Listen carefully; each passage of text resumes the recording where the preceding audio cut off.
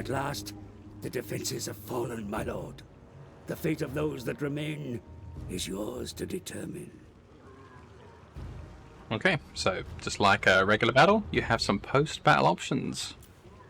All with cool artwork. So unfortunately, this isn't my banner that is showing on the walls here, but you can occupy. Have it as your town. You can loot the place and occupy it, which is going to upset the public order in the region more than if you just occupied it. Because who wants to occupy something that's been burnt down and robbed of all its loot? It's going to add even more turns of the bad times. This would only have 5 turns of upset, but this will bring 10. But in exchange, it will bring me a little bit of money. It will heal up the troops some, because they love the swag. You know, you get up off the floor pretending to be dead if there's going to be loot involved.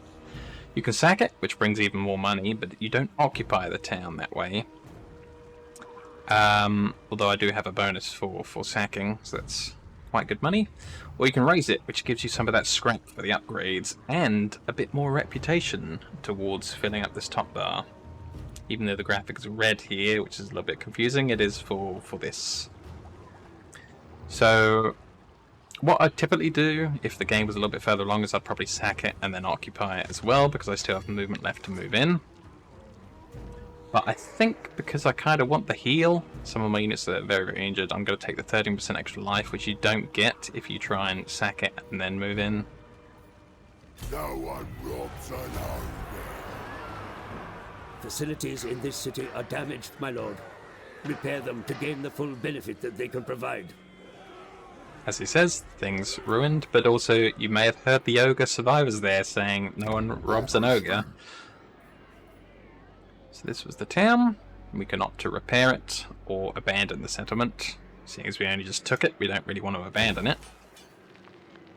And then this one, well, we've only just arrived at the building browser, so I'll probably better explain the whole thing. You get this screen where you can build everything from. There's also this building browser, which gives you a much more upfront, bigger screen. So this place is special.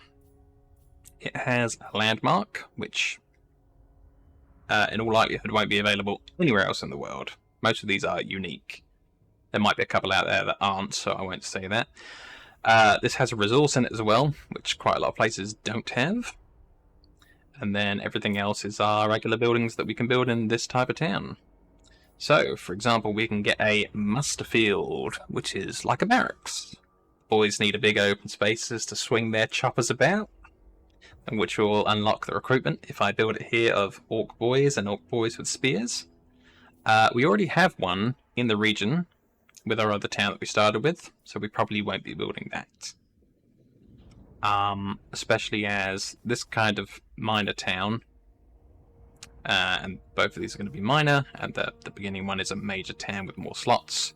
But a minor town can only go up to tier 3, and as you can see, the better muster pit can go all the way up to tier 4. So if we click back on our capital, you can see it goes not only to tier 4 but tier 5.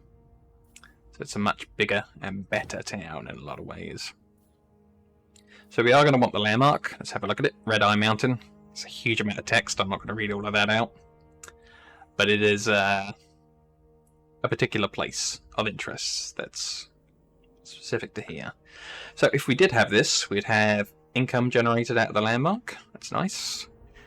It'd have some improved tower projectiles for when it's under attack. It's great.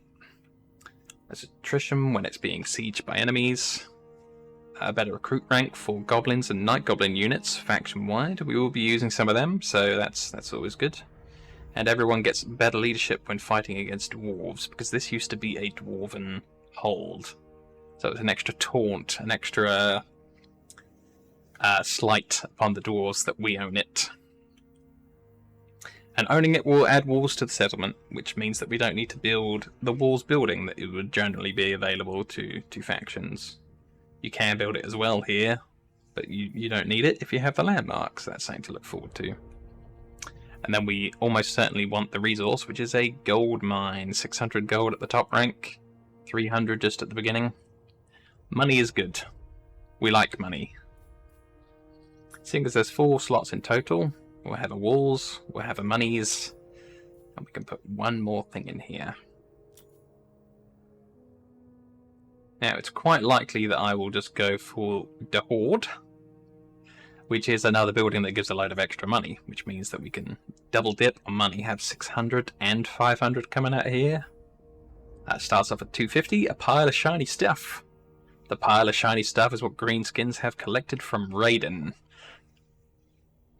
We'll probably look over the rest of the buildings as we play the game, rather than just look over every building right now, because there's quite a few of them. That was a mistake. I should have clicked on this one. It's going to take twice as many turns, but it is worth 50 more golds per turn. And our gold per turn is represented up here. This is how much we've got, 6,470. This is how much we're predicted to have next turn if we didn't do anything, including all the wages and everything else. We're making a positive of 1,300, which is too much. We're making too much money, so we're going to spend a bit more. Now, our capital currently has a defenders of 5 orc boys, 2 goblins, 2 goblin archers, 1 orc arrow boys, and 1 unit of trolls. But it could be better.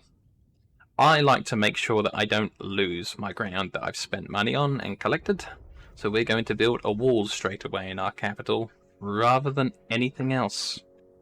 So we're starting off with the ditches. If a camp is staying put, Gobbos will be sent out to dig a ditch around it as a basic defense. Good idea. So it's going to improve our projectiles to arrows.